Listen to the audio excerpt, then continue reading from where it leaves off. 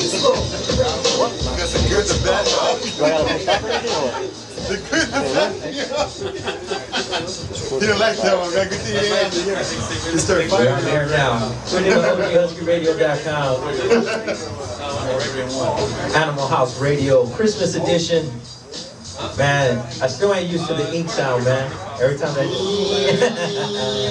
make sure you guys come get some ink. We all vouch, everybody's pretty much inked up from our resident artist, Raul. We'll vouch for the dude, so come down, get some ink done. Blasted.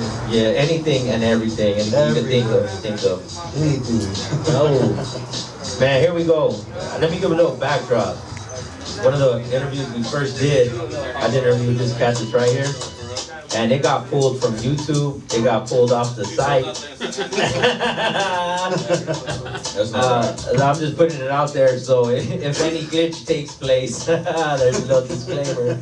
But we're about to get into some mad-ass truth right here. Some really, really deep truth. Go ahead and introduce yourself for those that don't know. What's up, y'all? This is the real Rick Ross. You know, getting it in with OG Husky Radio with my folks. You know what I'm saying? Representing. There it is. The real one, and for everybody that does not know, Rick. What happened? There's a fake one out there. I mean, straight up, fuck it, let's get into it, man. Give a little history about yourself. Is it like a clone? Yeah. Is there a clone out there? Whoa, it's not even clone, it's not even the right word, I think, man. It's a fake one, right? Right. It's fake, yeah. Try to clone. Like a cheap synthetic one. imitation, you know what I mean? Like you got the Louis Vuittons and you get the ones you get on The Las Vegas ones. you know, the Santee Alley in downtown, you know what I mean? And when you buy it, you're paying $25, but then as you navigate through it, you know it's fake, you know? But with that other big glass, Start to come off. it unravels, and the next thing you know, it's a prison guard. Wow, finally, I know. Damn, man. Well, break down a little bit of history of, like, you know what I'm saying, your life story for those that don't know, like, in a nutshell. I know the last time I talked to you, you was working on the movie, right? We'll get into that after. Like, for now, just break it down for the cats that are probably on the chat right now, like, why is there a real Rick Ross? Why is there another Rick Ross? Like, break down your history. Well, you know, first of all, I grew up in South Central Los Angeles. Started selling drugs when I was about 19 years old. And, you know, I rose to the top of the dope game. I did pretty good. Some people say I could have been one of the biggest drug dealers to come out of Los Angeles. You know, I made $1 million every day for a few years. Some days $2 and $3 million. They formed my own task force to bring me down. Eventually, one of my homeboys set me up, and I wound up going to prison, getting a life sentence. And, you know, turned into a lawyer, found a way to get myself out, and, you know, been on the streets now 2 years. Wound up doing 20 years in prison, so now I'm out, you know, spreading the word about the drug game, the rap game, you know, just really trying to shed light to these youngsters who really don't know, you know, what's really going on. Because, you know, what I believe is in the game, there's a bunch of lies that's been told. You know, just like in the rap game, you know, guys are saying they this, they that, they saw this, you know, like this kind of way. And like you said, it was a correctional officer, and you know, if you was a correctional officer, they went through your background. You ain't get nothing. So, you know, that's what we up against, man. That's what, you know, I feel that the youngsters are up against, and I believe they get brainwashed into believing that, you know, you can go out here and you can make millions of dollars selling drugs and not go to prison. And I find that hard to believe. You know, I believe that if you sell drugs, if you're not a real strong-minded person to quit, then you're going to go to prison. With that, you said you became your own lawyer. And like, if you could, before you even break that down, one of the when I interviewed you last time, I learned that you actually learned how to read in jail. Yeah, I couldn't read or write when I went to prison. You know, I was totally illiterate and never read a book. Never tried to read a book. You know, books wasn't appealing to me. You know, where we come from, you know, we're from the streets. You know, the homies don't talk about carrying no books; they talk about carrying a gun. So, you know, that's where I grew up at. That's what I was going through. You know, carry a snatch board, you know, a crowbar. Something positive actually came out of some, like, you're pretty much like heaven in hell, pretty much, you know? Yeah. Something positive came out of something like you being like somewhere so negative. Right. Well, you know what? You've been brainwashed. You know, we have been brainwashed to believe that we supposed to live a certain lifestyle and that we shouldn't even try to move over into this other arena. And that's what I was. You know, like I don't even want to think about shooting a movie or none of that stuff. You know, I'm supposed to be right here in the streets with the homies. You know, and that's where I live. You know, Those real people.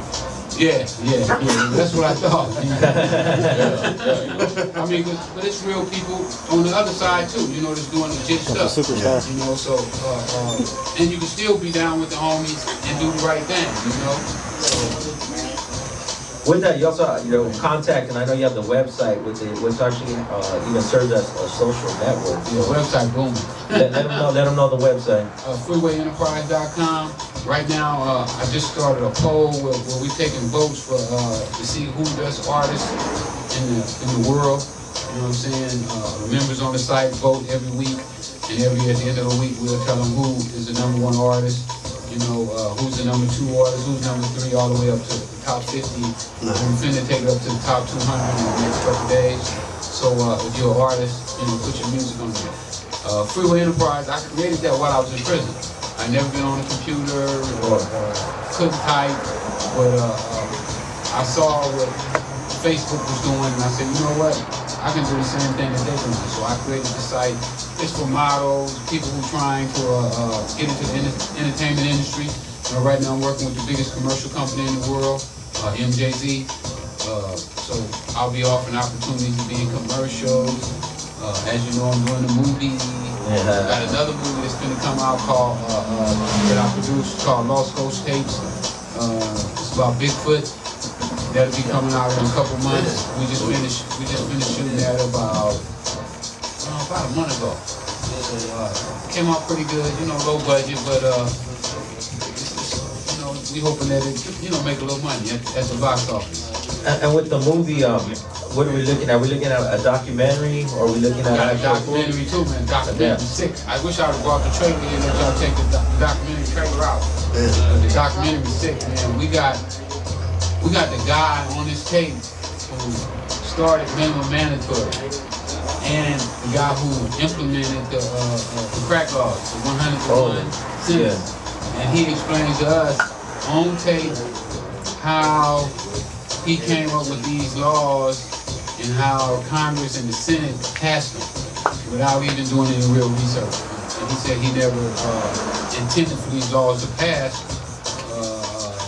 It was just like everybody was throwing out how to be tough on crime, and he's like, everybody else going politics, like let me throw the most radical shit to draw attention, right? Yeah. So if that's the first time you guys are hearing about those laws, you probably got some family members in jail and right now, or you know what I'm saying, they can't get work because of those laws. And, Absolutely. Very, very racist laws. Y'all don't know about that.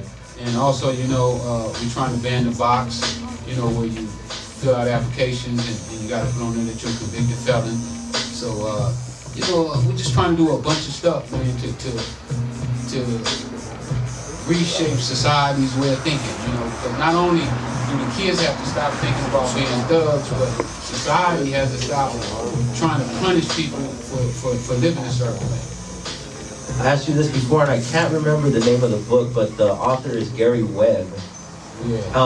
What was the name of it? Yeah. Dark Alliance. The Dark Alliance, and I wanted to ask you, is that just scratching the surface? And Gary Webb is no longer with us, and that's I'm pretty sure we'll cover that in the documentary also. Yeah, it's covered. But is that scratching the surface? Is that pretty much on the level that we know that our government has been doing things, you know, under the table that the citizens don't approve of.